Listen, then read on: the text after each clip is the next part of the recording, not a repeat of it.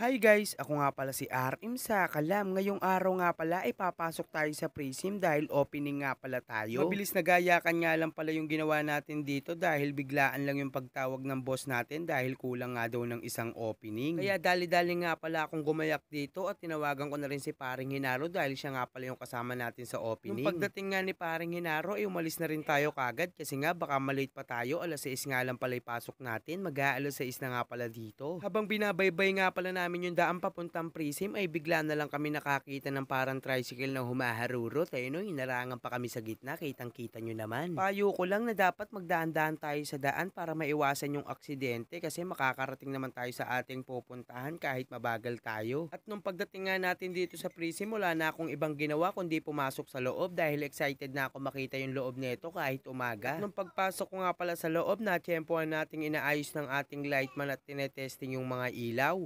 Mapagabi, umaga, hapon. Wala, napakaganda talaga ng Prism. Asar! Asar!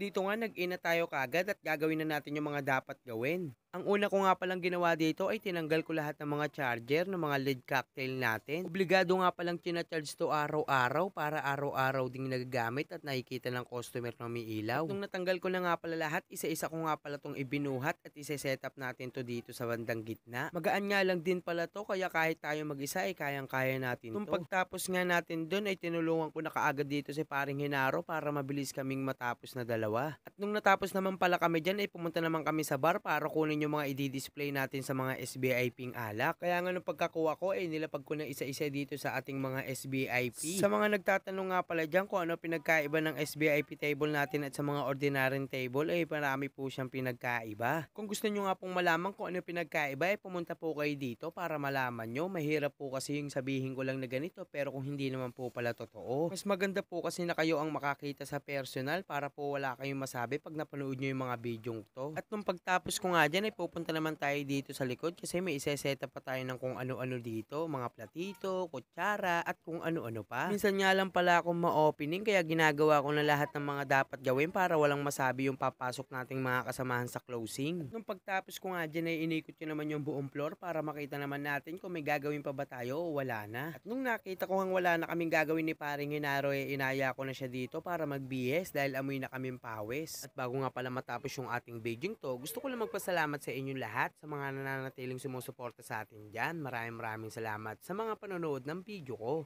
Thank you guys. Bye-bye. I love you. Goodbye.